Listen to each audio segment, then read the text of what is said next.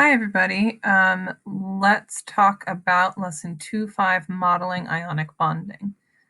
We are in week 2.5 modeling ionic bonding is the last lesson in this unit. You will need some materials for this. We're going to do a short, quick lab.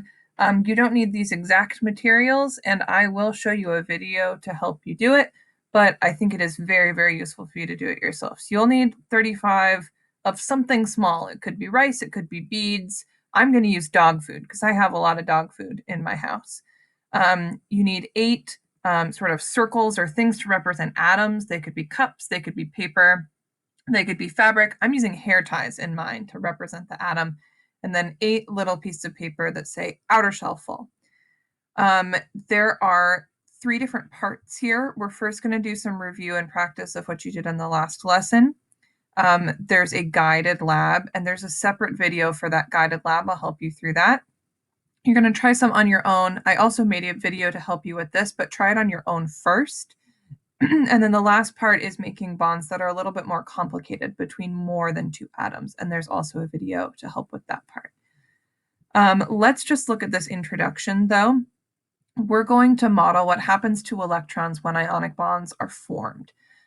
So the first part here is just a practice of what you've done in the last lesson. So I'm just going to do the first 2 rows of this to help you out, sort of get started. Here's my atom. My atom is sodium. Oh man, the atomic number of sodium, I don't remember. I'm going to have to look on my periodic table. That's in my content library. Here it is. Okay, periodic table. Sodium is over here on the left. Sodium has an atomic number of 11. So I'll go back here and say 11. Sodium is way over on the left here in that blue section, so I know that that is a metal.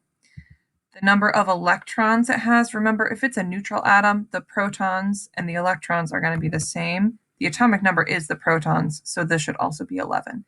But then the valence electrons are just the electrons on the very outside. And remember, we can use this sort of pattern to tell us how many valence electrons it has. Sodium is right here in the very first column, and the first column has 1 valence electron. So I'll put a 1 there. Let's do the second one together, too, just to make sure it makes sense.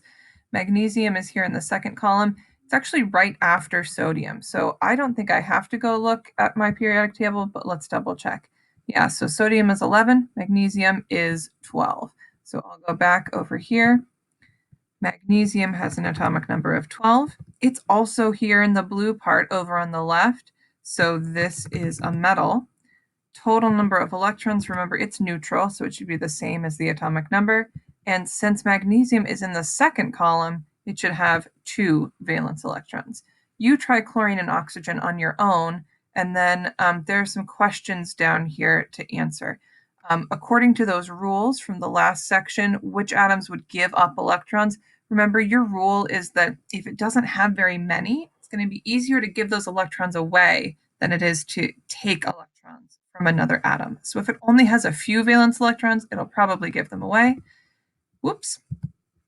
If it has a lot of electrons and it's almost full, it's going to want to steal those electrons from another atom. So look at your table, try to answer 2 and 3.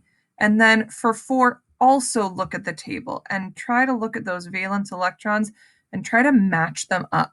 Remember that by giving away or stealing electrons, you want each atom to end up with 8 electrons, valence electrons, to have a full outer shell, or give away all of them on that outer shell so there's 0 left and they have a full shell right underneath. Try that introduction practice, and then when you're ready for the guided lab, clip here for your next video.